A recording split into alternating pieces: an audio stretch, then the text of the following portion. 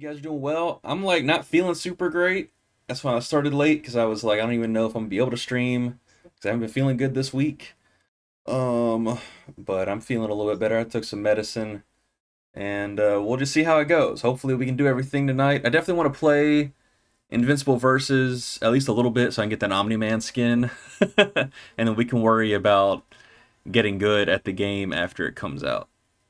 At the end of, I think it's at the end of this month actually, so not too much longer to wait. I think it comes out the same freaking day as Saros though, which is really irritating. But we'll definitely play Invincible Versus and then just hop into Saros over that weekend. I know we also got Pragmata next week as well.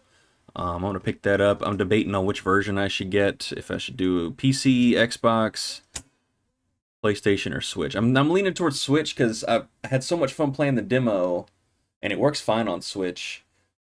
Switch 2 anyway. And it seems like a game that I would definitely want to play like off stream, like on mobile and stuff. Like I really only play games off stream and handheld on my Switch. So I mean, it definitely seems like a game like after we beat it on stream I would want to play it handheld. But I don't know. I'm debating because it's a very pretty game, but it doesn't look as pretty on Switch 2. You know what I mean? It still looks good, but not as good as I would like it. You know what I mean? Like not as good as the other versions, I guess. Let me make sure my audio's good. Yeah, it's good. Okay, cool. All right, you guys. Let's go ahead and hop in here, man. Like I said, it's late night. I'm starting late. I'm not feeling super great. But we're gonna review Exit 8, baby. Which I had a good time watching. We'll go ahead and get into it. This will be, feel free to chat and comment as I'm talking, but hold your questions and stuff until after, if you have any, until after I'm done with the review. If anyone's even watching yet, but yeah. So let me go ahead and put my thing on here. Hang on a second. Movie review. Bam. Bam, wham, bam. Thank you, ma'am. Actually, I don't think I'm going to be able to look at chat while I'm doing this, so that actually helps out a lot. Never mind. All right, you guys. It's been a little bit since I've done a movie review, so I got to shake off the rust here with this one. Let me go ahead and get started. Make sure I do all my intro, outro stuff properly and everything. I got my notes. I took notes. That's part of the reason why I'm starting at 1:30 instead of at 1 or 1:30-ish. Because I was like, I'm going to take some notes on this because I had a good time with this and I wanted to, talk a little bit, do a real review, not just give like my unfocused thoughts like I did with Undertone. I didn't really like Undertone very much. And don't worry, this will go up on my Yap Sessions part for Blended Caramel. Probably not Monday, but the Monday after is what I'm thinking. Okay, you guys, give me one sec. Let me go ahead and get started here. And let me think about what I'm going to do here. Hello, YouTube. How's it going? Thanks for clicking on my video. I'm here to review Exit 8, the movie based on the video game, which came out not too long ago. It's an anomaly-based video game. And, yeah, it was interesting for sure. So, go ahead and do me a favor, hit that like button, hit that subscribe button, turn on the notifications, all that good stuff, and let's get into the review. So, apologies here, I know I'm going to butcher these names, but Exit 8 is a new movie. It came out technically last year in Japan and a couple other countries, and it's just now hitting the States. I know that they showed it at Cannes and everything, but it is directed by Genki Kawamura, and it was written by him and Kentaro Hirase. And then it stars Kuzunari Ninomiya, I think. And then who is the guy who plays? Yeah, and it also stars Yamoto Koshi, I think is how you say these names. I apologize because I'm probably getting it wrong. But let's get into the important nitty-gritty part of this, okay? First things first, how does this stack up to other video game adaptations? Well, I'm going to go ahead and tell you guys, I think this is definitely one of the better ones. It's not as good as some of my personal favorites, like the Angelina Jolie Tomb Raider movies, or the Paul W. S. Anderson Resident Evil movies, or Paul W. S. Anderson's Mortal Kombat, the first one, not Annihilation. Although Annihilation has its charm for me personally, I don't like that movie. I think it's a bad movie, but it's fun to watch. um, you gotta love a movie that has a character saying, "Too bad you will die."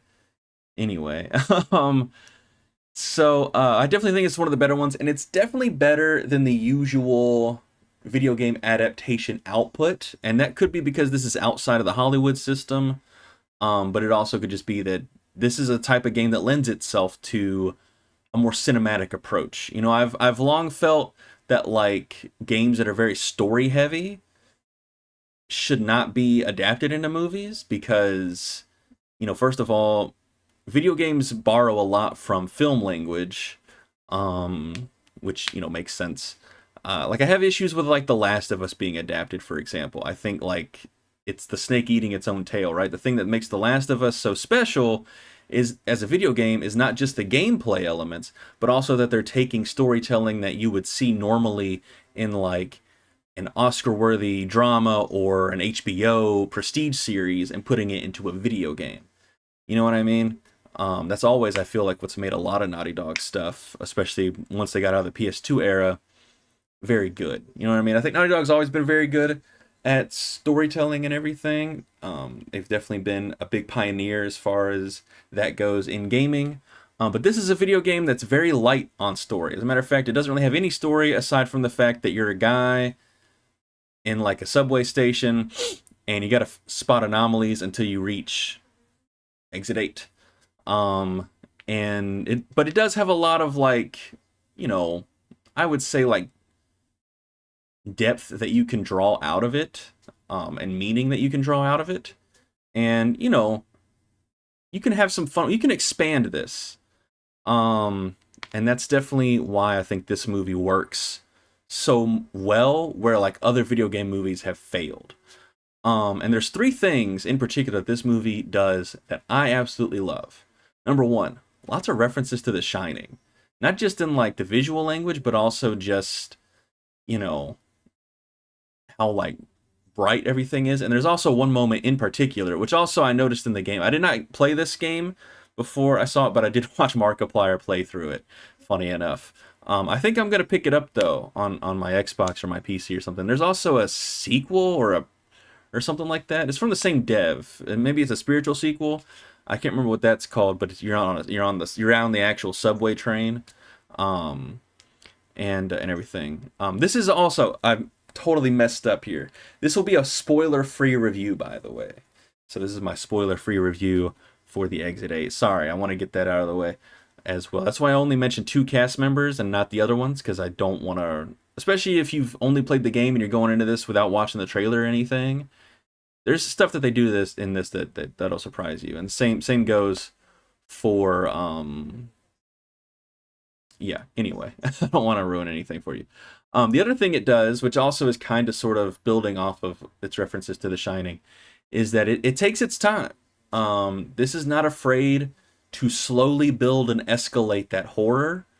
And it even has like chapters, right? So it does like chapter 1, chapter 2, chapter 3 type stuff. Chapter 4, you know, all that stuff. It's pretty dope. I like that they did that it actually was surprising to me. And it is actually surprising to me, like, just where this movie goes and like what they were able to like get out of such a simple concept. This is really them playing that game, and it's like this game just flipped a bunch of lights on for them. Probably they were like, oh wait, what if we did a movie where we got to do this, and this? You know what I mean? And I think that's very fun, and that's why I think these types of games are very much like, are much better to adapt than something like, say, Silent Hill 2. Even though I liked Return to Silent Hill 2 quite a bit, I think I gave it the same star rating as this, funny enough. Which we'll get to that in a minute. But that the differences in that are gonna upset people, right? I was willing to accept it on its own merits. But a lot of people understandably were like, this isn't like the game. How dare you, right? Because in a lot of ways, Silent Hill 2 is like, the holy gospel of, of video game storytelling to some people. And I knew that them fiddling with it at all was going to rub people the wrong way. For me, like I said, I kind of dug it. But this movie, it doesn't have any of that baggage, right? Same thing goes with something like Iron Lung. And I also think that's why, like, for the most part, the Mortal Kombat movies, so far, they're 2 for 3. We're about to get a fourth movie, and hopefully that movie makes them 3 for 4. And hopefully it's better than the one that came out in 2021 or 2020. Anyway, I did like that movie, but I think there's a lot of ways that they can improve. It's still not as good as that 1995 one. But like, if you find a video game that has cool characters or has like neat lore or like a neat scenario, I think that lends itself better to being adapted, rather than something that like already feels kind of cinematic, like say a Metal Gear Solid, or I don't know, this is off the top of my head, but like Alan Wake or even Silent Hill, right? I just think you don't want to do like a one, like, because video games are also a visual medium that also borrow a lot from film language. A lot of filmmakers are not going to want to do a one-to-one adaptation of a lot of video games. They're going to want to make some changes, because why would you want to copy someone's homework? Even if you watch like a remake of a movie, with the exception of like Gus Van Sant's Psycho, which in a lot of ways was done in like a sort of punk rock way, where Gus Van Sant was basically being like, how dare you even try to remake this? I'm going to do it, but I'm going to show you why it's a fool's errand. But anyway, and I could talk a lot about that movie. But anyway, that's why I think video games like this makes it good. And then the third thing it does, sorry, I'm going off on a tangent a little bit, but the third thing that it does is that it does not explain the how or the why of things happening, which makes it a lot more interesting. And eventually you're going to stop caring about how those things work, or how the main character got there, or whatever supernatural force or phenomena is causing this. It just stays unexplained the entire movie, and eventually you just kind of go along with it. And also it makes you just ask questions once the movie's done. The movie does not answer really anything at all, funny enough. Much of this movie, just like The Shining, is up to interpretations. I even was scrolling through some Letterboxd reviews last night because I was having a hard time sleeping because I haven't been feeling well. and I saw a lot of people have different interpretations of like the themes and like what certain things meant as well. There was one in particular that I very much disagreed with, but I could understand how they could draw that conclusion. You know what I mean? So this movie's cooking a little bit. I'm not gonna lie. Also, a lot of pluses in its favor is that this movie knows what to adapt from the game, when it's okay to diverge, build, and then also add to what the game has established. I think this is a much smarter movie than people currently will give it credit for. I think in a couple years' time, people will really be looking back on this one and being like, you know what? That Exit 8 movie was a bit of a banger for some reason. Like, it has no business being as good as it is. And like I mentioned earlier just a second ago, there are a lot of like capital T themes in this. However, none of them really feel out of place. The movie does a very, very good job at making it not feel heavy-handed, right? Like, a lot of people are getting annoyed at going to see horror movies that are like just a metaphor for grief or trauma. You know what I mean? And it like makes it extremely obvious, like that's what the movie is doing, right? This doesn't really do that. Like, it has it in there for sure, and you'll definitely pick up on it. But there's so many different things that the movie is discussing, both from like just a universal cultural standpoint, but also I think a specific Japanese cultural standpoint that I'm not as educated on as I should be, so I don't feel comfortable talking about it, and it's also kind of a spoiler. But this movie definitely makes me interested to read more about that, which is always a plus. Anytime I come out of a movie and I'm like, oh, I want to read about a certain thing, learn about a new thing, I think that's always a plus. And then also, much like The Shining. You know what? I already did that. Um, but that actually goes into what I was gonna say, which is that this, much like the Shining comparison keeps going here. There's a lot of ways that this movie can be interpreted, um, which I think could make this even better for me on a rewatch and other people as well. I think the longer that this movie just stays with me and like just sits in the general public and everything, I think the more people are going to start like picking up on things and also and dissecting. I don't think it's going to be quite like The Shining in the sense that we get an entire movie about like, people's fan theories and stuff. Although who knows, right? Who knows what could happen in like 30 or 40 years. Maybe I'll be going to see the documentary about people's thoughts on Exit 8, like I did when I saw Room 237 back in the day. Um I said back in the day like it was a super long time ago, but it wasn't that long ago. um, I think I didn't see it in theaters though. I think I watched it on Netflix. Anyway, pretty solid movie, not bad or anything.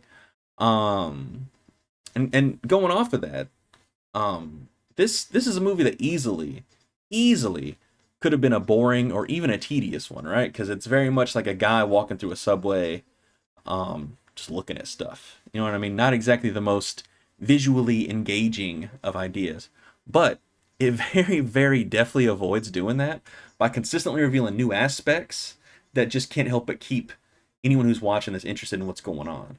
And I also think I think it's very perfectly paced as well at a very quick 95 minutes. Just when you're getting bored of like what they're doing, they switch gears to something new and they add new elements, or they bring in like a cool new scare or something like that. Um, yeah, I also really like the way this movie was directed. The movie actually opens and it's in a POV shot, and it stays in that POV shot for much longer than I expected it to. Matter of fact, I would argue that, I mean, yeah, I think like the entire first like 10 or 15 minutes is just in that first person point of view, and they take their time. Like, and that's such a cool thing that they did as well, because it really helps to establish like just you really get familiar with what the space looks like. You know what I mean? They did such a good job with this, and also just building up to it. This is a pretty cool movie. Um, I, I put this in things that didn't work for me, but I actually disagree with the first one already. Funny enough, now that I'm reading my notes back, but I would say that some people could watch this and be a little bit disappointed at the fact that it's not very scary. But it is atmospheric and creepy, for sure. And there's a couple moments that I think are scary. There's one moment that, like, I think for me was undercut a little bit by some very bad CGI, but also at the same time, it kind of works in the sense of like everything that's happening in this movie is very uncanny already. So, like, it kind of works, but for me, it also took me out of it a little bit and did remind me that I was watching a movie. Um, but all in all, I don't have much to complain about. That's really the only stuff. Oh, also, I didn't really think that it really fully comes together at the end, because there's a lot of things that it's building towards, and then when it gets to that ending, I just felt like I was a little bit like, I don't fully think I grasp exactly what's going on here. However, when I rewatched this, I could feel differently, right? And that's kind of why I dig this movie so much. But all in all, yeah, this is super well done movie. I think it's definitely one of the better video game adaptations, and I'm looking forward to rewatching this whenever it's available to watch at my house. Although, having said that, I do think that this is a movie that's worth seeing in theaters, especially if you are lucky enough to see this with a crowd. There were actually more people at the Thursday night screening than I expected, but it still wasn't like full. I think if this was like a full theater, I think it would have been pretty dope, to be honest with you. Um, Especially with like the sound design, and I think like visually, it's just really like engaging. I think visually. Those big bright white tiles really do a lot, I think, to keep you glued to that screen. Because nobody got on their phone the entire time, at least as far as I know. There were some people sitting behind me, so maybe they did, but the people sitting in front of me did not. And if you know anything about going to the movies these days, that's kind of a big deal. I feel like every movie I go see, no matter how good it is, always has some jerkwad getting on their phone at some point during it. But yeah, and I think this is a movie that's actually so good that once you see that's based on a video game, you're going to be like, I'm going to check out this game. Whether that's through playing it, because it's very cheap. I think it's only like $4 on PC, Xbox, PlayStation, and I think it's on Switch, but I'm not super sure about that one. Um, but it's on pretty much everything. It's like $3 or $4, and then also the sequel or spiritual sequel game is also a couple bucks from the same developer. Um, yeah, I think this is good enough to where you'll be like, I'm gonna check out this game, or you're gonna watch someone play through it, which is what I did. I think I'm actually gonna play through this game at some point this year though, and I'm gonna play the other one as well. But as of right now, I'm feeling. Uh, it's funny now that I've been talking about this, I kind of want to rate it higher, but I think I'm gonna wait until a rewatch. But for right now, I'm giving this 3.5 stars out of 5. Like I said, it might go up on a rewatch, but for now, that's where I'm landing on it. I think this is a 3.5 out of 5 movie for me. I gave it a like on Letterboxd as well, but I dug it. I dig it quite a bit. It's definitely one that I can see myself watching again, and not only liking more, but this is a movie that, like, if this had come out when I was in college, I could see myself like writing a paper about it.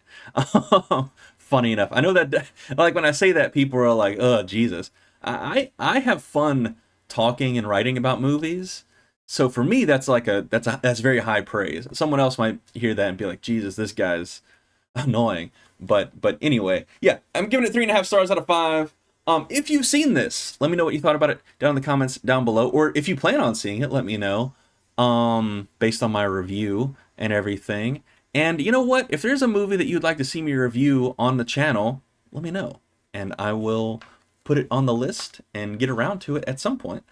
The next movie review I'm gonna do, I'm torn. I'm either gonna do something that hit streaming recently, or I'm just gonna wait until Lee Cronin's The Mummy comes out. So, but lots of movie reviews coming up. May is jam-packed with movies that I'm gonna be reviewing for sure, and as well as the rest of the summer. And I'm back to doing this. I'm gonna be doing this pretty regularly, as long as there's a movie that I watch and I feel like talking about. I'll be doing a review. So, if that sounds good to you, or if you enjoyed this video, hit that like button, hit that subscribe button, and turn on the notification bell.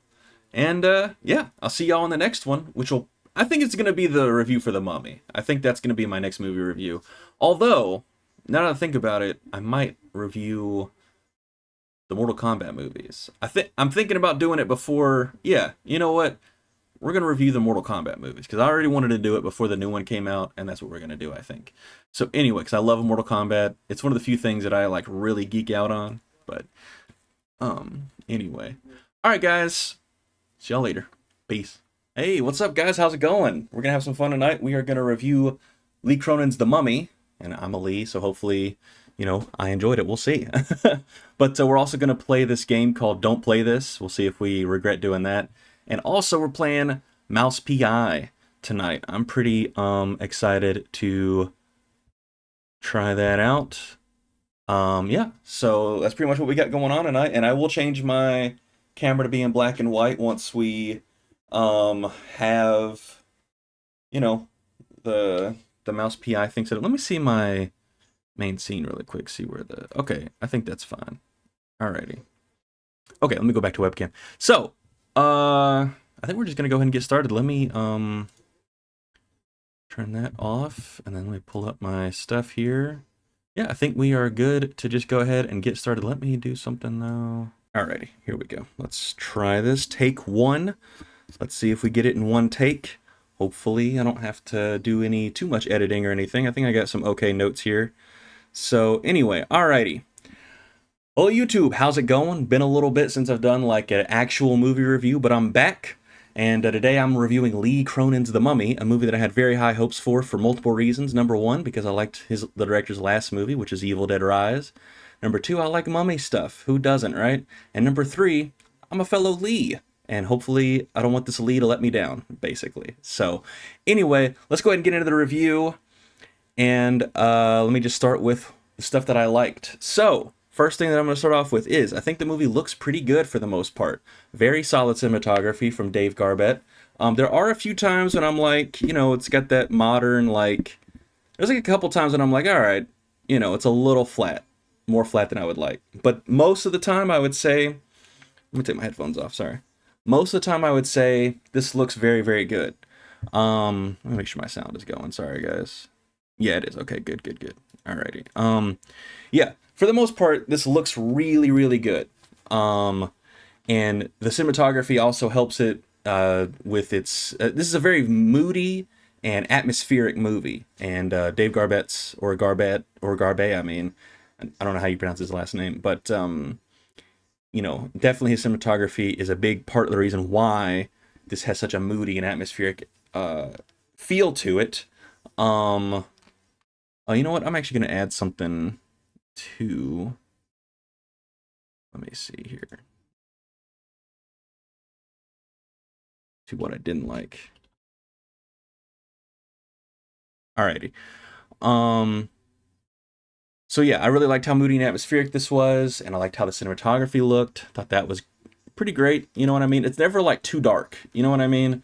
Like sometimes I feel like these horror movies are a little bit too dark, but this is a horror movie where like if I decided to just flip it on in the middle of the day, I wouldn't have to worry about the glare blocking me from seeing what I need to see because it's dark, but it's not so dark that like when I watch it at home, I'm gonna be like, what is going on? I can't see that.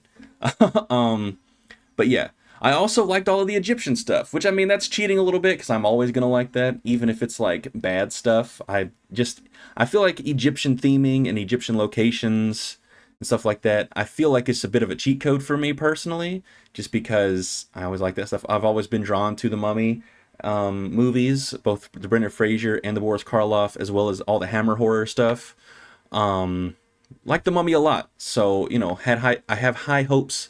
I had high hopes going into this movie, and we'll continue to talk about whether it lived up to that or not. I also thought that all of the performances were at minimum good. A couple of them are really great. The standouts for me were Leia Costa, who plays the mom, and Natalie Grace, who plays the daughter, aka the titular mummy character. Um, I thought that they were very good, especially Natalie Grace. I think Natalie Grace gets to do a lot of the most fun stuff in the movie, obviously because she's the mummy. I'm not really entirely sure if a child mummy works for me. But yeah, definitely, definitely, Natalie Grace really knocked this out of the park. I think it's very difficult to find a child actor who can like convincingly pull off a lot of the stuff that's asked of her in this. So kudos to her. Um, I also have to say, big fan of how mean this movie is. I've seen a lot of people say that it's mean and unpleasant and stuff like that, and I totally get that. But for me, I dug it quite a bit. I actually wish this movie was meaner. I also think it's like, yeah, it's just a mean movie. You know what I mean? It's just, they do, especially towards grandmas. And when you watch the movie, you will see what I am talking about. The grandma in this movie, like, she's not even a mean person, by the way. She's like a normal person. The grandma in this movie, I guess, slight spoiler, she be getting fucked up. Okay, just very, very mean towards grandma. Also going off of what I was saying about how the movie looks good, I think that the effects in this are all top notch. Everything from like the very extreme gross out and gore moments to the more CGI heavy effects, they look great in my opinion. Especially considering the budget level. I think this is like about. Actually, I don't know how much it cost. I think it was 30 million when I checked, but that might be off actually now that I think about it. I'll put it up here. um, so yeah, but I think it looks really, really good. And also, I've seen a lot of people point this out as a negative, but I actually rather liked it because and I do think they were overdone a little bit. But there's a lot of split diopter shots in this, and I'm a big fan of those. Blowout is one of my favorite movies. I think that has the record for the amount of split diopter shots. But this movie might be pushing it, actually, now that I think about it. But I like split diopter shots. I always am a fan of those. I just think they always look good, even if your movie looks like junk. Split diopter shots always look good, in my opinion. So, I liked it. Yeah, so I think this is a pretty fun movie overall. But I'm about to get into the stuff that I didn't like. Which the first one is that this movie is way too long. This thing is like over 2 hours. I think it's 2 hours and 15 minutes. And when I saw that running time, I was like, I'm sure they'll justify it, right? Especially because Lee Cronin's previous movie that I watched, Evil Dead Rise, which I'm a big fan of. I'm a big Evil Dead fan in general, in case you could not tell based on everything behind me. But yeah, I like Evil Dead quite a bit. His Evil Dead movie, I would actually say, is probably the worst one, but it's still a great movie, or a good movie anyway. So that just goes to show how good the Evil Dead movies are overall. Um, but I still liked his Evil Dead movie quite a bit, and that movie I think was like pretty well paced for the most part, and it had like a pretty breezy 90 minutes. And this movie I think could have benefited from a 90-minute runtime. It meanders all over the place, and it really could. Watching it, I literally was like in real time picking up on scenes that they could have taken out. There's scenes from the beginning that they could have taken out. There's scenes in the middle and the end that I'm like, just cut this stuff, man. And to be honest with you, I like this movie enough that I might legit just do my own cut of this movie and see if I can whittle it down to like 90 or even like 80 minutes. You know what I mean? I just don't think the movie has enough material to warrant this freaking runtime, man. And like, my main issue with it is it's just that like stuff moves at like a snail's pace. You know what I mean? And a movie like this, it's got to, and we're gonna get into why it does that in a minute. But it really just is so agonizingly slow for so long. And then when it gets to the fun stuff, I'm like, hey, I'm having a lot of fun here. And then it goes back to just being so like I'm gonna give you an example. This takes place at the very end of the movie. Okay. Now, however, this is not a spoiler. I'm just talking about how long a shot takes. Okay, it's the final shot of the movie, and it was very obvious to me that what it should have done was the camera should have, panned out to where it needed to be, and then smash cut, title card, credits. You know what I mean? Instead, it slowly pans out. Then it slowly pans to the hallway and slowly pans down the hallway, and then it cuts to credits. And I'm like, why? Why are you doing this? And there's also just things that I just feel like they don't even need in this movie. For example, there is a moment when like the main character played by Jack Rayner, I would argue he's the main character. Yeah, he's the lead. He's the father. He's going to investigate something. They establish he's an investigative reporter, by the way, or he's a reporter anyway. I don't know if they say he's investigative or not, but he's a reporter.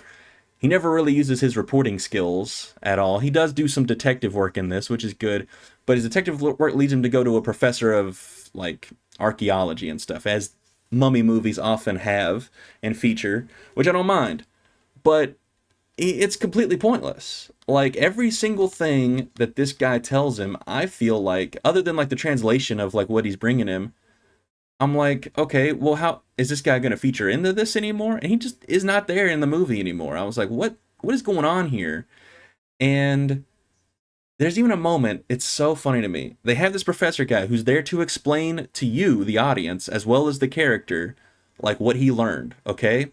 And I shit you not only does this professor do that, but he also pulls out a goddamn tape recorder and is like, this guy right here, he back in like 1920, he explains this pretty well. And he hits play on the tape recorder, and then it's just the two of them sitting there listening to the tape recorder. And I'm like, why did you hire this guy to play the professor if he's not even going to read this shit?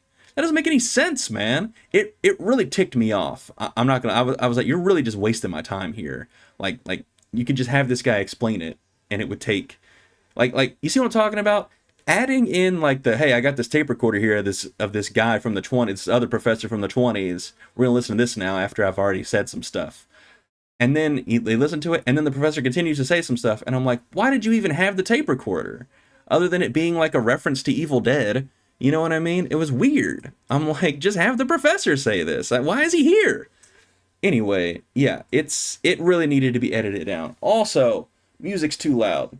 Music's too loud, and a lot of it has to do with it's taking itself very seriously for a lot of this. And it's like that loud, thunderous, like, this is so serious and scary music. And I'm like, golly, man, if y'all don't tone this shit down, I was getting mad. And that leads me to talk about what I want to really say. This movie's tonally all over the place, all right? It goes from a very serious tone, which is, I feel, attempting to emulate The Exorcist. And it goes from that all the way to like a wild, goofy, Evil Dead style tone. And I don't think it works. I just don't think it works at all. I'm sitting here, and I will say this. This feels more like an Exorcist movie than the one that Blumhouse did a couple years ago. You know what I mean? I hope that Mike Flanagan's Exorcist movie, it, also is taking itself seriously the way this one was for a little bit. But my problem is it, and I don't normally mind stuff like this, and there's a lot of Evil Dead stuff in this movie. And let me put it this way: these are just Deadites, okay? This is an Evil Dead movie with a mummy skin. This is like The Exorcist had like an Evil Dead expansion pack, and with like an Egyptian skins DLC. You know what I mean? I was like, what am I watching here?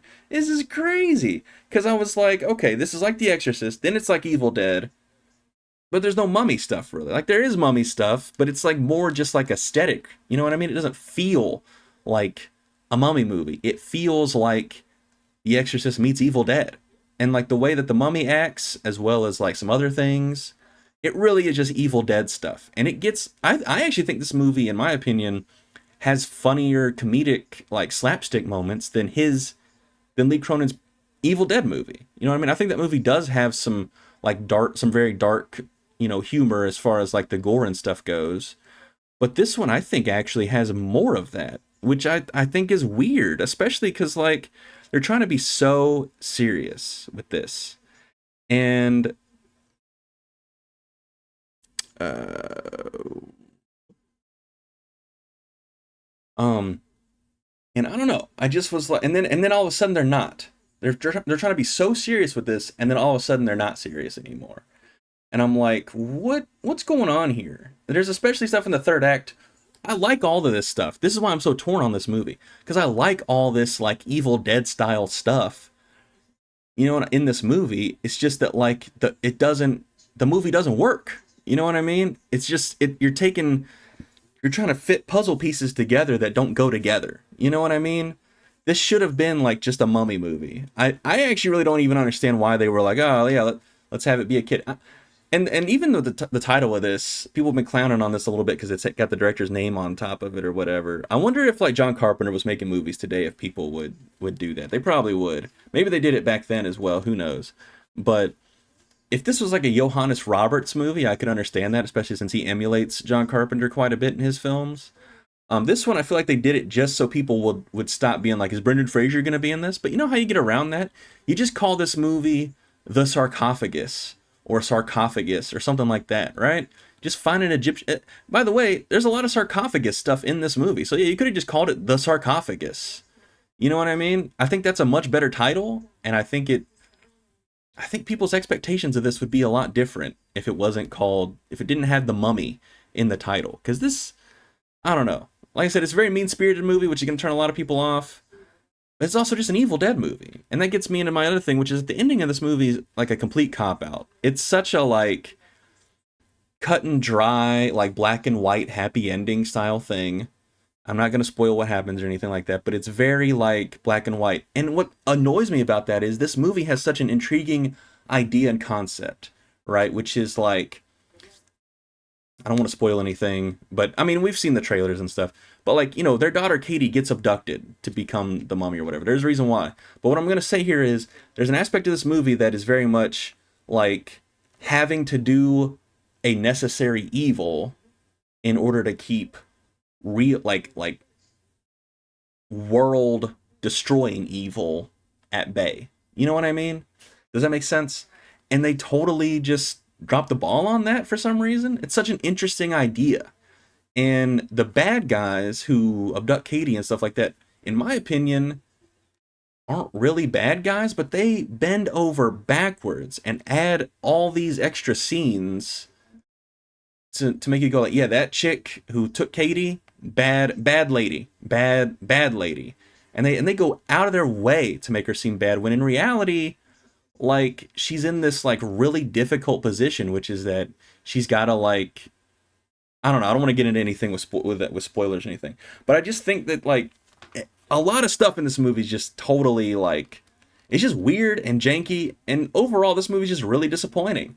I will watch this again, and I will have a good time watching it again. And it's one that I actually will probably end up buying on Blu-ray, or maybe even 4K Blu-ray.